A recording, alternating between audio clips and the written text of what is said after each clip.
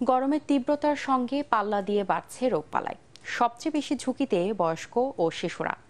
এমন পরিস্থিতিতে প্রয়োজন ছাড়া ঘরের বাইরে বের না হওয়ার পাশাপাশি প্রচুর পরিমাণ বিশুদ্ধ পানি ও তরল খাবার খাওয়ার পরামর্শ দিচ্ছেন চিকিৎসকরা। একই সাথে পরিস্থিতি মোকাবেলায় সারা দেশের হাসপাতালগুলোকে প্রস্তুত রাখার পাশাপাশি স্যালাইন সরবরাহ নিশ্চিত রাখার নির্দেশনা দিয়েছেন স্বাস্থ্যমন্ত্রী সামন্ত লাল সেন। রিপোর্ট জানাচ্ছেন মাজহারুল হক মুহাজির। আলম শারমিন দম্পতির যমজ 2 মেয়ে তোফা আর তাসবি ঈদের ছুটির পর একসাথে 2 মেয়ের পেট খারাপ হলে এলাকার ফার্মেসি থেকে নেন ওষুধ। কাজ না হওয়ায় এখন 3 দিন ধরে ভর্তি বাংলাদেশ শিশু হাসপাতালে। একই চিত্র পাশের বেডের 8 মাস বয়সী রিদওয়ানের। মায়ের কোলে হাস্যোজ্জ্বল ছোট্ট এই শিশুটির গায়ে জ্বর, রক্তেও দেখা দিয়েছে ইনফেকশন। রাজধানীর শিশু হাসপাতালের সবার চিত্রটা আসলে এমনই।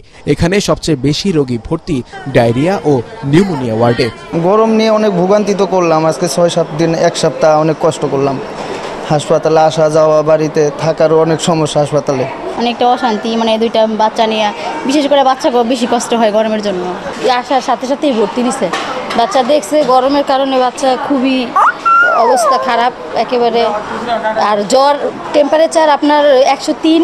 প্রচন্ড গরমে ঠান্ডা, জ্বর, কাশি, ডায়রিয়া, নিউমোনিয়া, শ্বাসকষ্ট, পানি শূন্যতা সহ বাড়ছে হিট স্ট্রোকের সংখ্যা। এসব রোগ থেকে বাঁচতে সবাইকে আরো সচেতন হতে বলেন শিশু হাসপাতালের এই পরিচালক। গরমের সিজনে এমনিও রোগী বেড়ে যায়, সেই হিসাবে আমাদের আউটডোরে রোগী অনেক বাড়ছে। আউটডোরে মোটামুটি 1200-1300 রোগী এখন আমরা দেখছি। আমাদের অভিভাবকদের জন্য আমরা যে পরামর্শ দিয়ে থাকি, সাধারণত এই তীব্র তাপদাহে যেন কেউ ঘরের থেকে বের হয় না।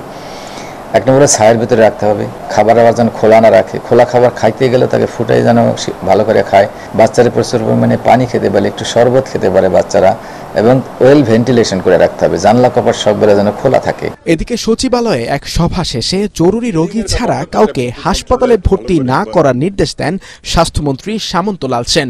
বাংলাদেশের চিকিৎসকরাও একটা বেস্ট এক্সপার্ট যে তারা ম্যানেজ করার মতো।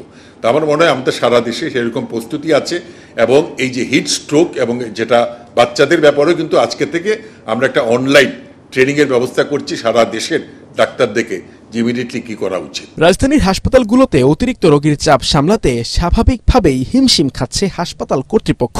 এসব ভর্তি রোগীর প্রায় সিংহভাগই শিশু। ঈদের লম্বা ছুটির পর থেকে কোনোভাবেই যেন স্বস্তি মিলছে না নগর জীবনে। তীব্র তাপদাহে বিপর্যস্ত সাধারণ মানুষ, আর যার প্রভাব সবচেয়ে বেশি পড়ছে শিশু এবং বয়স্কদের ওপর। আর শিশুরা যখন অসুস্থ হয়ে যায় তখন দিশেহারা হয়ে যায় তাদের বাবা মা।